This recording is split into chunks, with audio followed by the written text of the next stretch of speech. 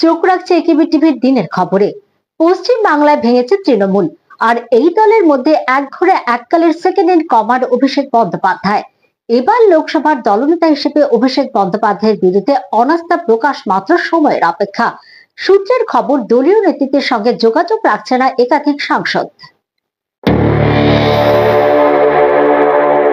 পশ্চিমবাংলার বিধানসভায় ইতিমধ্যে 58 জন বিধায়কের গ্রিন সিগন্যাল দিয়ে বিরোধী দলনেতার আসনে বসেছেন ঋতুব্রত বন্দ্যোপাধ্যায়। চেয়ারে বসে তিনি তোপের পর তোপ দেখেছেন ডায়মন্ড হারবারের সাংসদ অভিষেক বন্দ্যোপাধ্যায়ের বিরুদ্ধে। এই আবহে লোকসভায় দল ভাঙার নেতৃত্বে কে, তা নিয়ে এক প্রকার তুঙ্গে উঠছে জল্পনা। শোনা যাচ্ছে নজরে রয়েছেন বিদ্রোহী সাংসদ কাকুলি ঘোষ দস্তিদার। রাজ্যসভাতেও ইতিমধ্যে বেসুরেক সুখেন্দু শেখর রায়।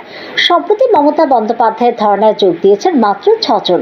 অভিষেক ছাড়া অনুপস্থিতিদের ঘিরে চর্চা চলছে এখন পুরোদমে।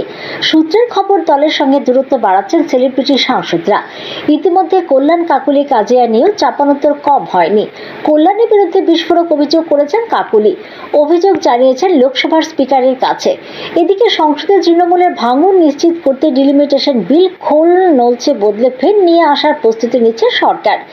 জেপিসির বিবেচনাধীন এক দেশ এক নির্বাচন সংক্রান্ত বিলও দ্রুত নিয়ে আসার তোড়জোড় শুরু হয়ে গিয়েছে বলে খবর। অন্যদিকে বিধানসভায় দলের ভাঙন এবং লোগোর অধিকার নিয়ে অনিশ্চয়তার প্রেক্ষাপটে এবার আইনি পরামর্শ নিতে শুরু করলো মমতা বন্দ্যোপাধ্যায় পন্থী তৃণমূল। সূত্রের খবর, নজরে রাখা হয়েছে স্পিকারের ভূমিকা। সময় মতো সুপ্রিম কোর্টের দ্বারস্থ হবে পুরনো তৃণমূল। আগামী 8 জুন দিল্লিতে ইন্ডিয়া ব্লকের বৈঠকে যোগ দেবেন তৃণমূল নেত্রী।